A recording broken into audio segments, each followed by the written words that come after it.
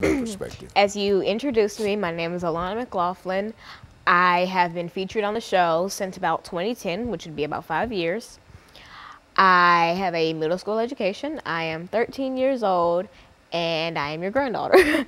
I am very involved in the church and my school and programs such as the summer program for verbally and mathematically precocious youth at Western Kentucky University Center for Gifted Studies, as well as their summer camp for academically talented students. I'm also involved in the Junior National Young Leaders Conference, which I am proud to be an alumna of. And I am very close knit in a lot of movements, like the Black Lives Matter movement and the LGBT movement. And so I like to keep myself aware of today's movements, and I try to get involved in what I can because I do like to make a change.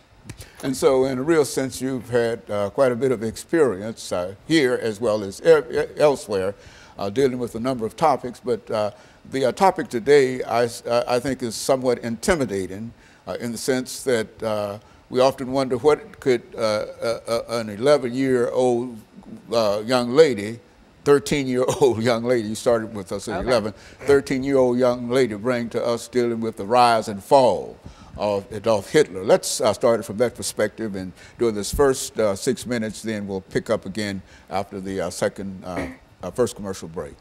All right, well, the reason I chose this topic was because when I attended the summer program for verbally and mathematically precocious youth, I took a class entitled Nazi Germany and the Holocaust. In that class, we really dissected Nazi Germany, and we dissected the world wars, and we talked about the Holocaust.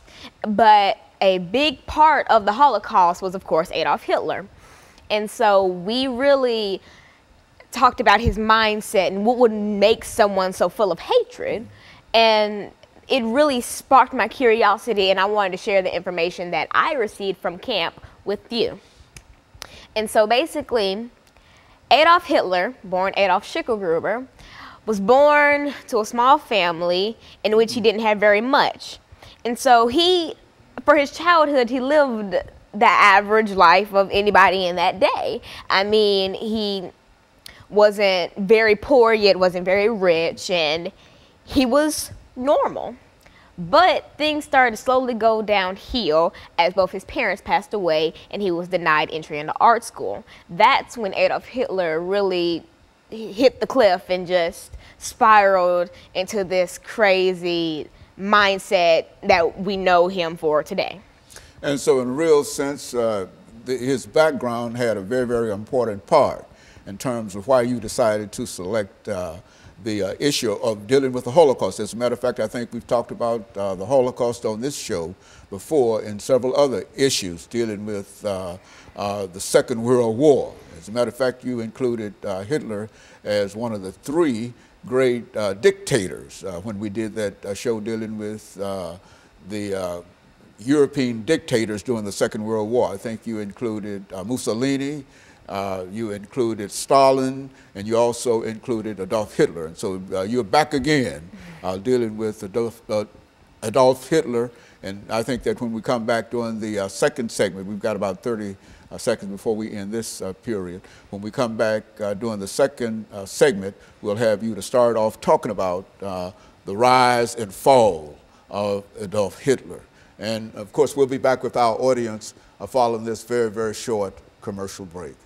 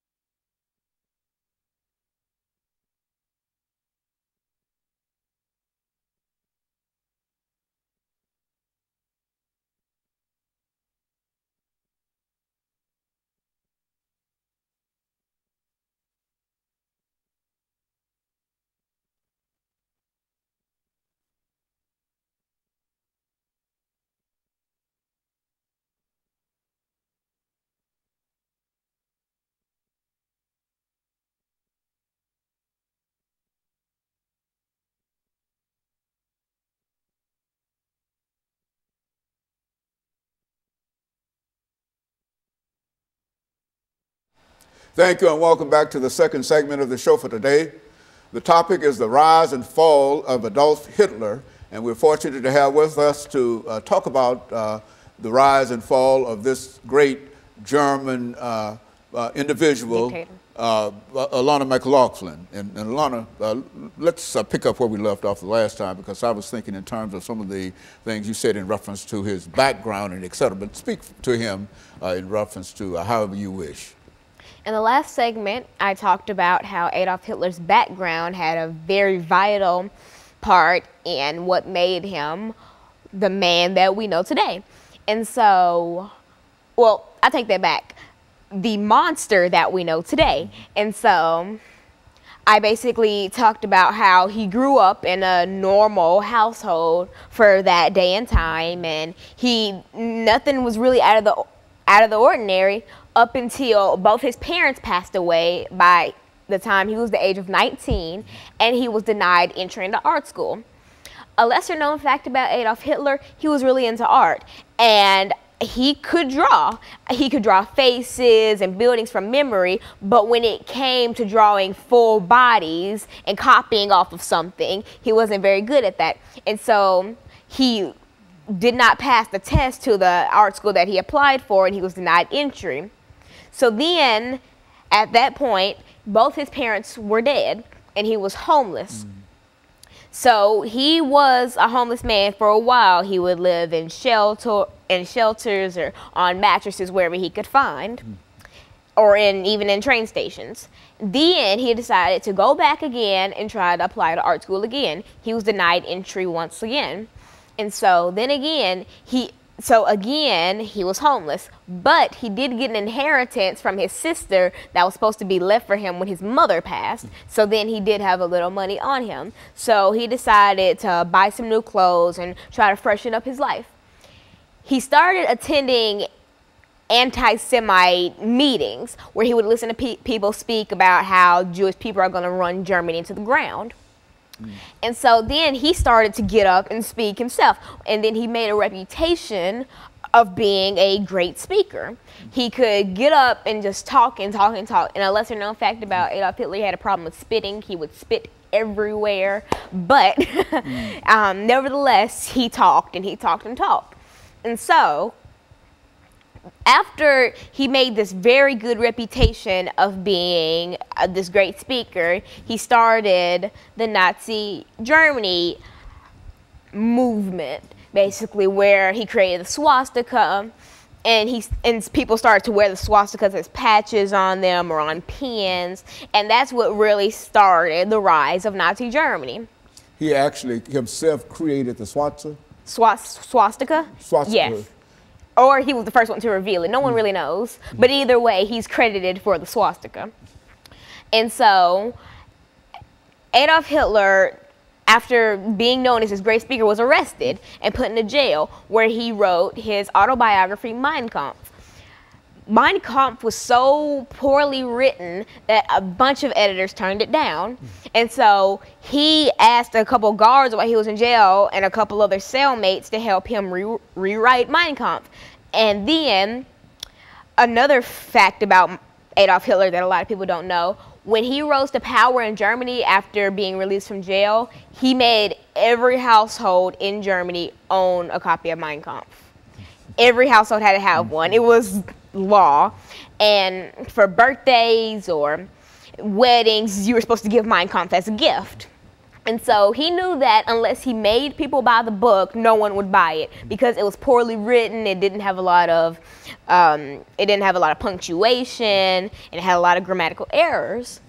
And so after the release of Mein Kampf, he just became known as this evil, evil man, and then he started to take movements against the Jewish people.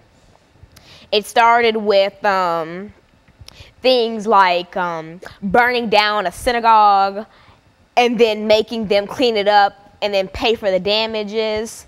And then Hitler started to turn on his own guards.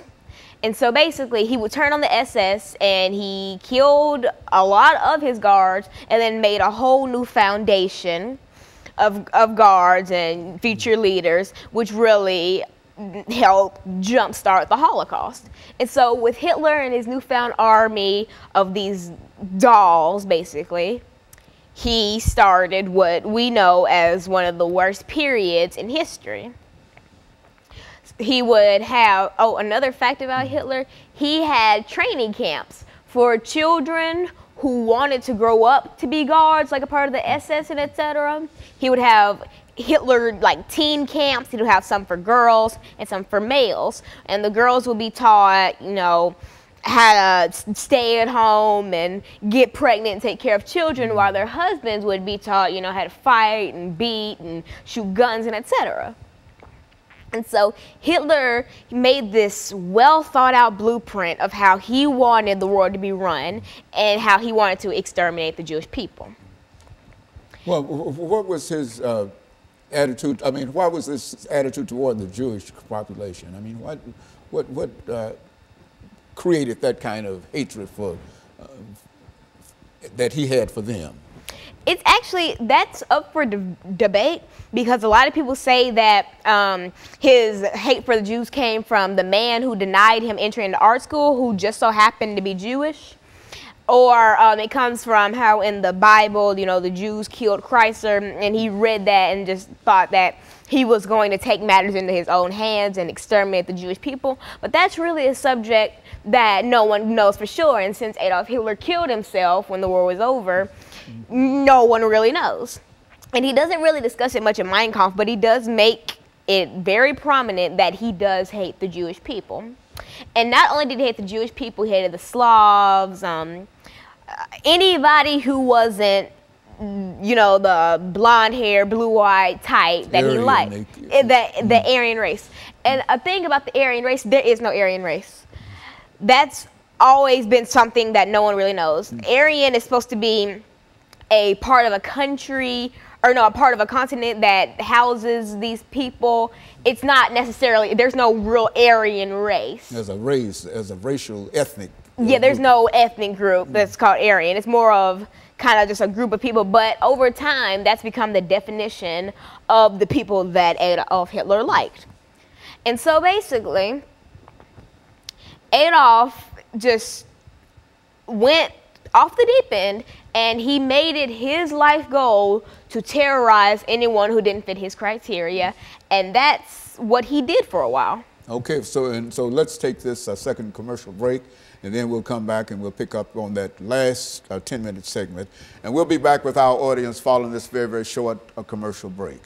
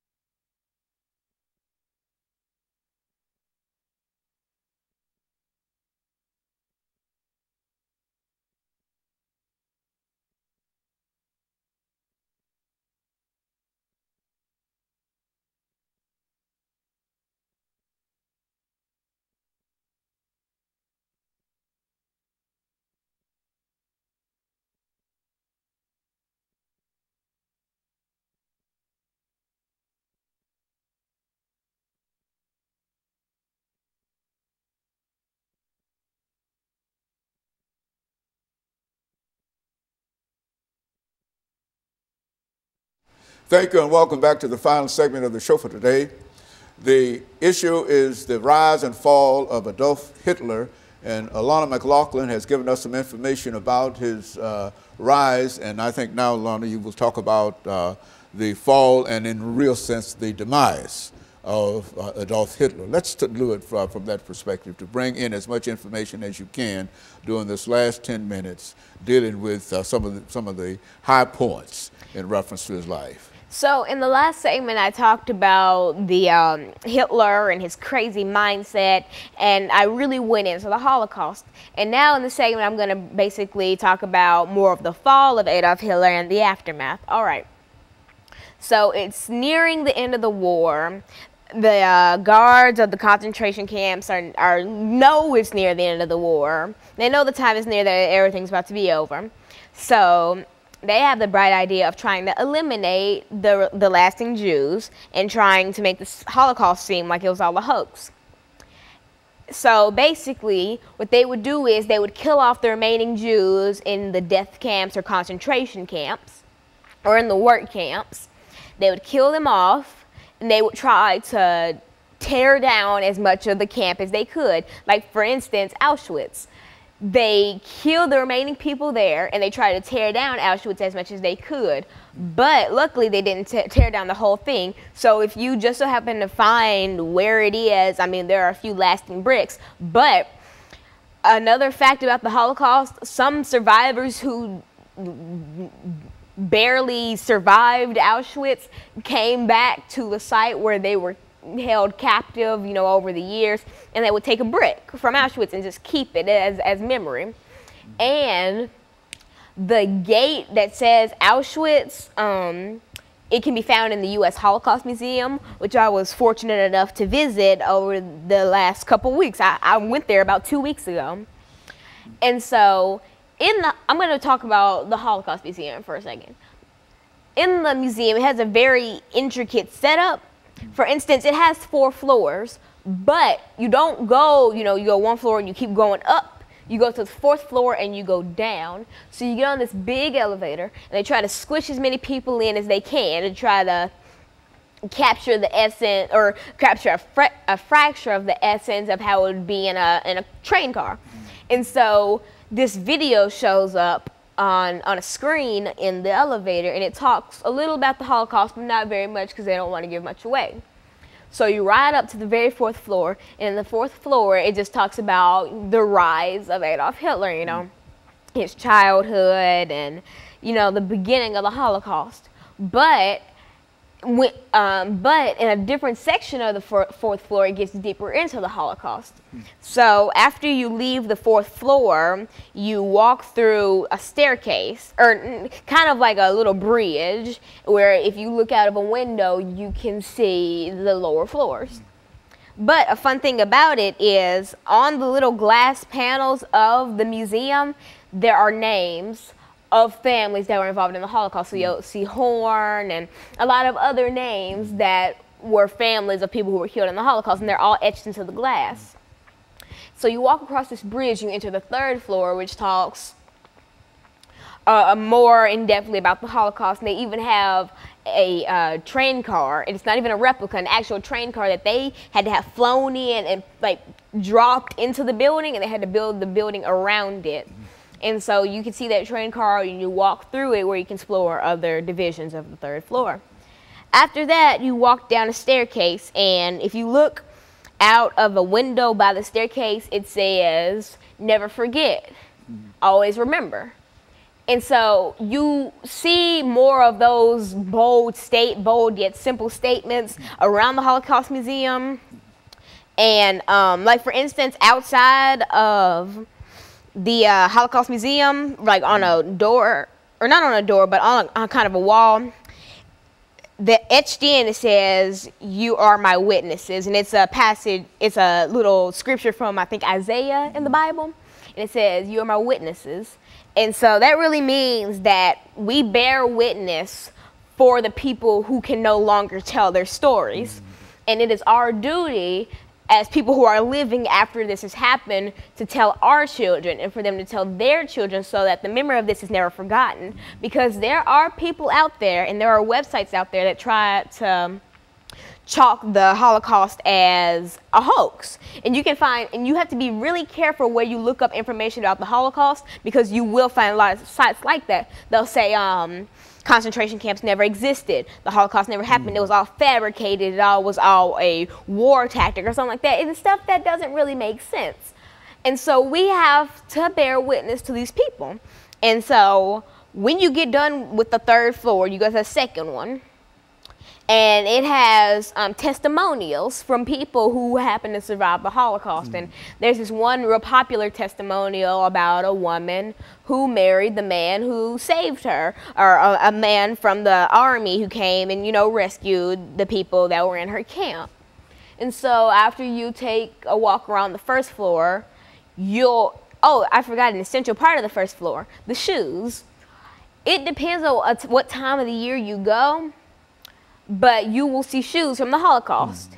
There are children's shoes, women's shoes, and you see a lot of heels and stuff, and it really shows that these people didn't know what they were getting into, because who would wear heels to go work in go die in a death camp?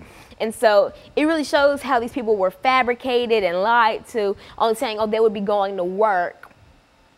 And they just ended up being killed. And so they were just swept off the street by the armies, by Hitler's armies, and placed into the Holocaust. Either that, or they were lied to, and the whole Holocaust was sugar-coated. And another thing about sugar-coating, when the Red Cross would come and inspect the camps, they wouldn't wash them up beautifully.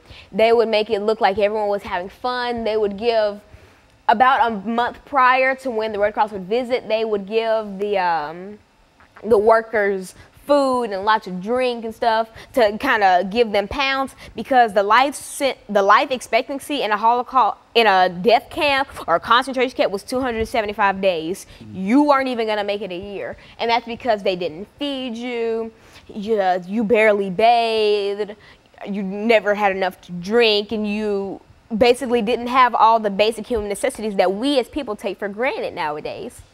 And so they would clean them up, and so that's why a lot of the world during this period was lied to.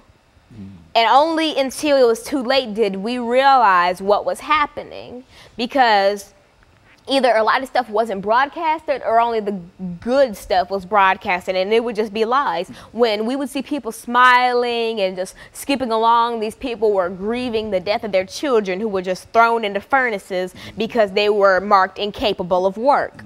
And so a lot of the world was really lied to, and that's why so many people died, because there were African Americans there were Slavs and Gypsies and Jews mainly. And so anybody who didn't fit Hitler's criteria, and like I said in the last segment, the Aryan race, which isn't really a race, but that's what we say today, the Aryan race, if you weren't the Aryan race, you weren't coming out alive. But there was another way that a lot of people did manage to survive. Well, not a lot, but a fraction of people did manage to survive the Holocaust. They would get on boats and sail to different countries. And there's a story, that's not really a story, but a famous incident where people got these fake passports, and they sailed from Germany to Cuba. And at first Cuba was going to let them in, but then Cuba changed their mind and did not let them in. So they sailed around the sea, not wanting to go back to Germany, and everyone on the boat perished.